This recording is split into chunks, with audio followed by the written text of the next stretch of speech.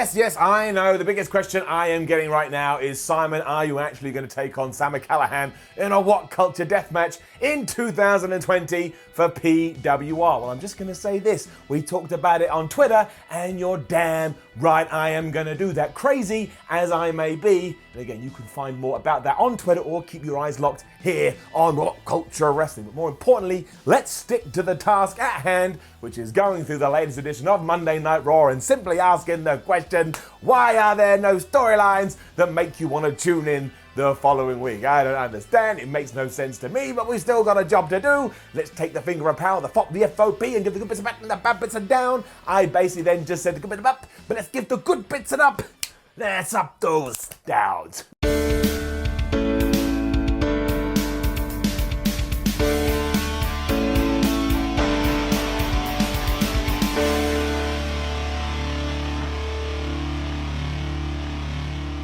Raw started with Ric Flair coming to the ring mere seconds after Vic Joseph has said it's a brand new era here on Raw after the draft. And look, I get it. I understand some people's negativity towards this. You want to see the new guys and you want to see a focus on them. But I do believe we got that on this evening. And also, who the hell doesn't want to see Ric Flair, the Nature Boy, do his thing?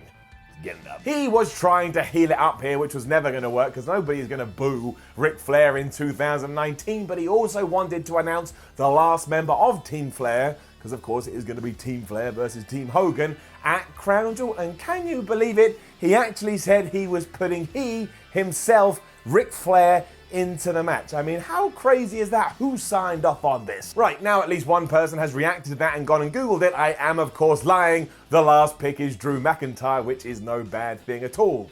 Although, again, I do want to talk about Vic Joseph, who at this point decided to say, I got 2 words for you. Game changer. Vic, if you're going to be the commentator for Raw, you've got to get the catchphrases and the slogans out. It's, I've got 2 words for you. Suck it, and then you make a hand pose around your dick. That's just how it goes. You can't change it. However, all of this did segue into a match between Ricochet and Drew McIntyre, and in no universe is that bad. And it all ties into the up I gave a second ago. That's right, it's just one all-encompassing up. Ric Flair was allowed to stay at ringside, and he kept Ric Flairing it up, which was both a good and a bad thing, depending on what you like.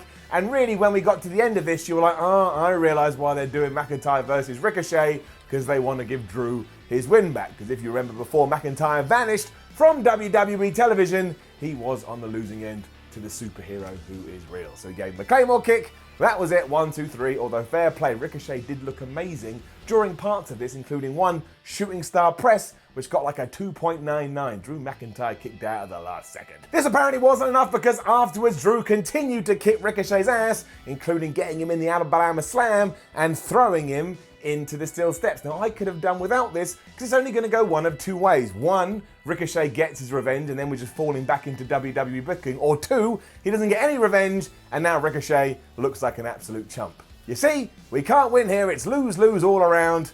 And maybe we'll finally push Drew McIntyre. It has been around about 15 years. Quick promo with the OC, who ran down the Street Profits, because of course they are going to take on them later, and also reminded us not to smoke drugs in Baltimore because it is illegal. And then what I liked a lot is we had some video packages for Buddy Murphy, Andrade and Aleister Black, and I'm going to keep everything crossed, including my damn toes, that this means they're about to move up, or at least, like I said at the start of this, be a focus for Monday Night Raw. Paul Heyman likes doing that, so let's back Paul Heyman to go and do it. And we then cut to Aleister Black, who was back in his darkened room and he was naked again, because that's what he did before he went to the ring and beat the shove out of some jobber up. I would always rather have anybody in a spot like this than not feature them at all. And don't forget, when Black was on SmackDown, he did have a tendency to disappear. He was taking on, I think it was Jack Reynolds, and while good old Jack did get some offense in, eventually he got Black mass right in the face and he lost. Because he's nothing, and Aleister Black is the damn king. We then had another one of those AOP promos where they said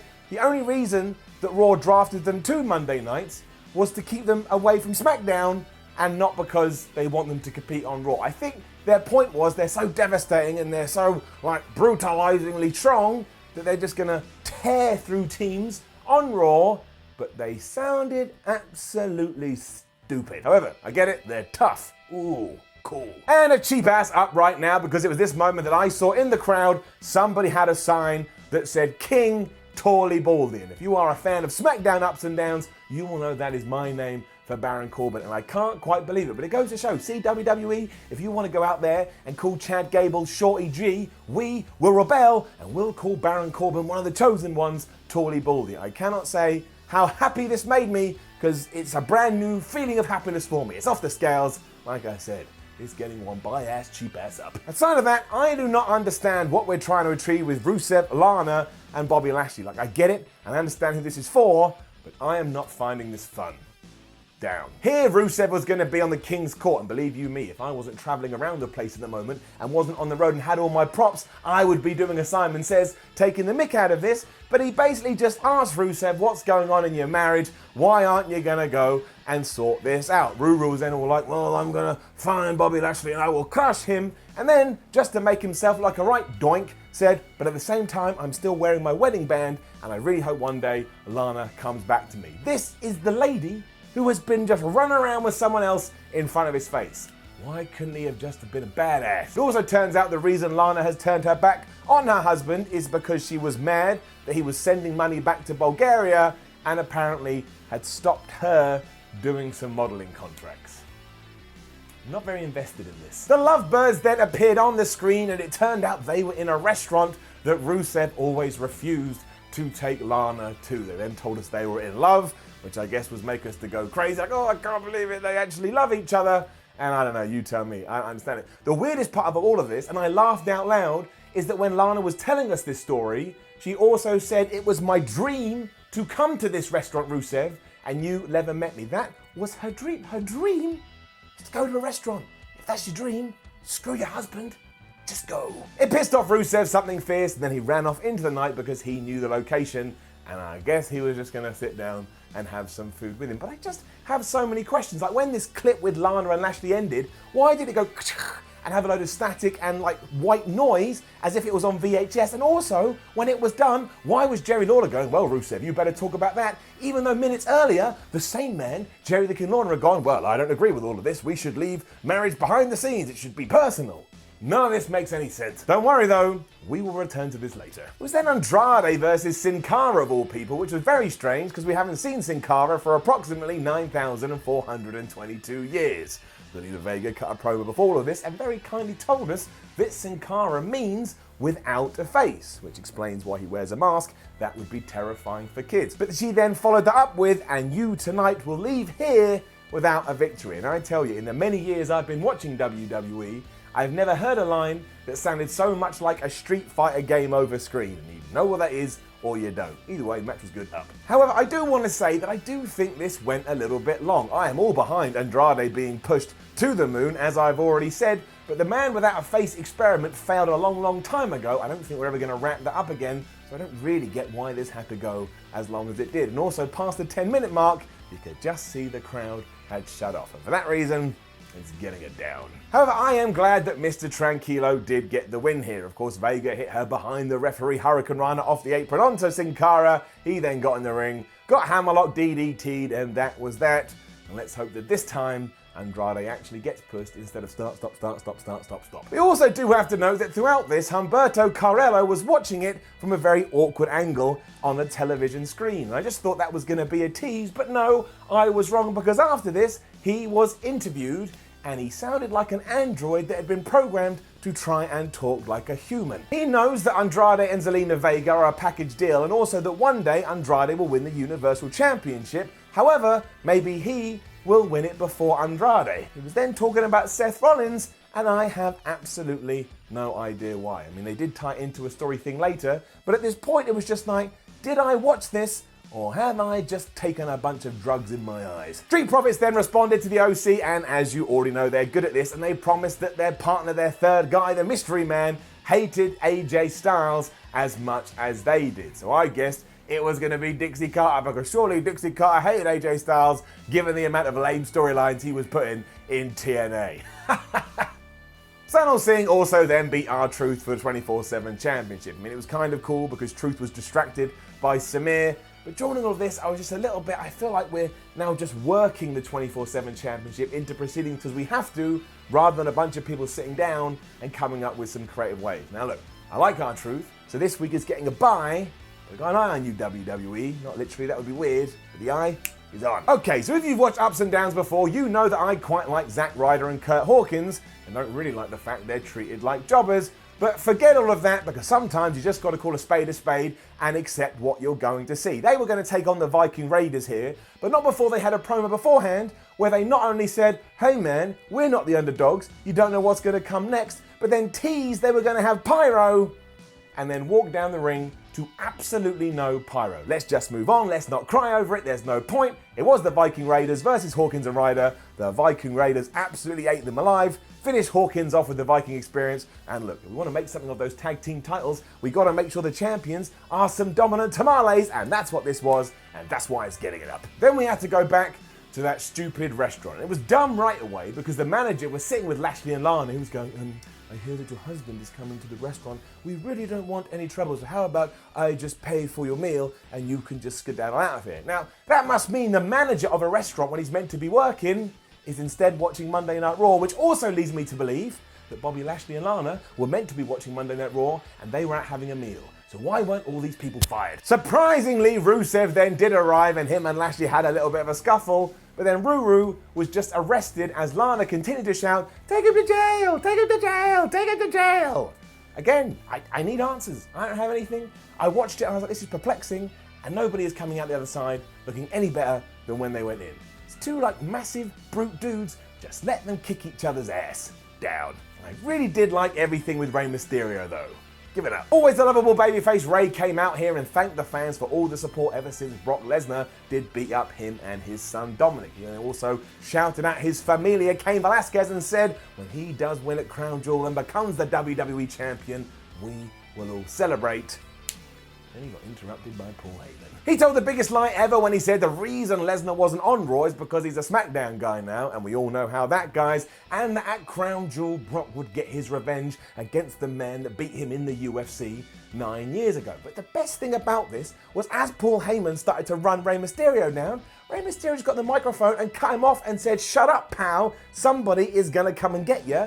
If you don't, that never happens in WWE. Usually the babyface just stands there like an absolute lemon and takes this verbal abuse, but now Rey was on the counteract to that and I liked it. And this carried on as well because all of a sudden Shelton Benjamin was out there and the continuity and the storytelling was off the charts. Because it began with Shelton asking why Cain was allowed to get a WWE title match just because Brock Lesnar beat up Rey Mysterio. He made the point that, hey, I see the Beast as family, we room together in Minnesota and we train together, so does that mean if I come in that ring and beat you up now, Rey, maybe I get an IC title shot and maybe I'll get a US title shot. And I tell you, Benjamin was really, really good here. He then got in Rey's face, who obviously was ready to fight but couldn't because he's still injured, until Cain Velasquez himself came out to make the save. And I know this wasn't the best thing we've ever seen, but I am going to give Cain a pass here because he's only been wrestling for like 2 minutes. We can't just crap all over that. It was still a very, very well worked angle. I'm actually kind of intrigued about this match at Crown Jewel, even though it is at Crown Jewel. Rey Mysterio came off great. Paul Heyman did his bit. So did Shelton Benjamin. Here's the best thing on Raw. Somebody had to say it. That's it. I do think I'm officially off the Seth Rollins train, however, whatever the hell that would be. But he did a promo here. I just don't get it.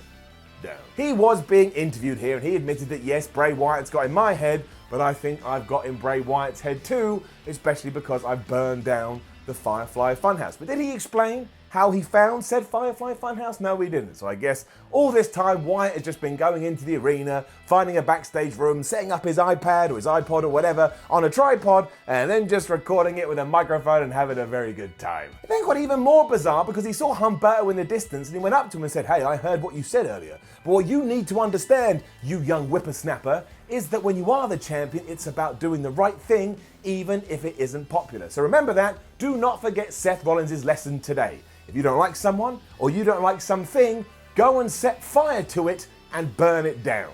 Great advice there, Papa. Anyway, he then did welcome him to Raw and they did have a match and the match itself was very good.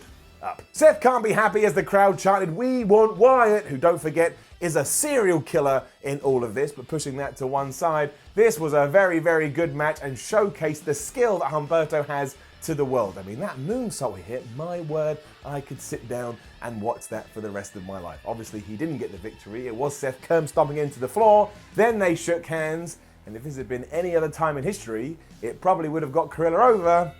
But let's just talk about it. Because with that said, the results of the past few weeks are now clear to see. The fans have absolutely given up on Rollins. They don't like him at all, and even when he is having one of the best matches on a Monday night, they just sit on their hands and go, you know what? I couldn't give two hoots. And it's just so bad when you think about it. Our top guy on Raw, and like I say, a dude who in any other environment would have been cheered out of the building. What the hell have we done?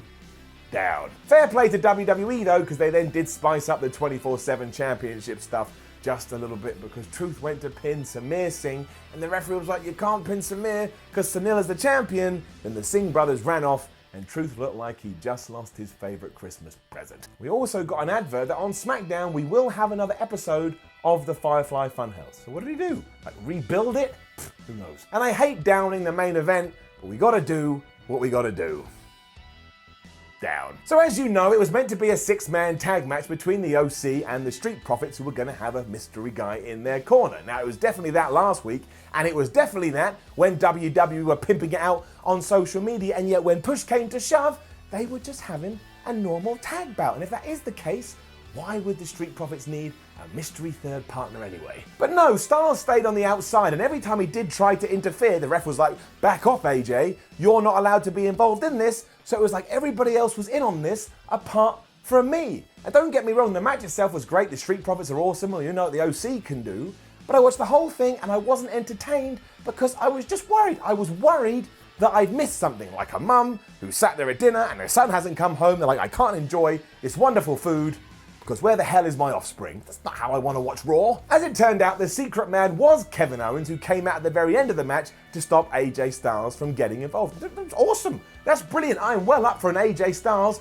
versus Kevin Owens program. And it was kind of cool that the Street Profits won as well. Montez Ford hit his awesome frog splash onto Anderson and got the 1, 2, 3, so they do get their first victory in their first match. But WWE, please, assume that I'm smart, assume that I watch the show, and assume that I listen to the things that you tell me, and don't just change things on a whim without some kind of justification. It makes me feel stupid, and I don't like feeling stupid. Even if I am stupid, I don't want to feel it further watching television. And there is one more down as well. I mean, what are we doing to my positive nature? We're just running it into the ground. But look, I noticed at this point, we didn't have one women's section or one women's match throughout, aside of everything with Lana. We didn't have Becky Lynch, we didn't have Charlotte, and the only reason I can think that they've done that is because we are about to head to Crown Jewel, and obviously in that pay-per-view we're not allowed to have females on it, which is just terrible. You know the deal, let's not get into it here. But down. So while that was a very down-heavy show, I do want to say it wasn't like it was hard to watch or it was bad,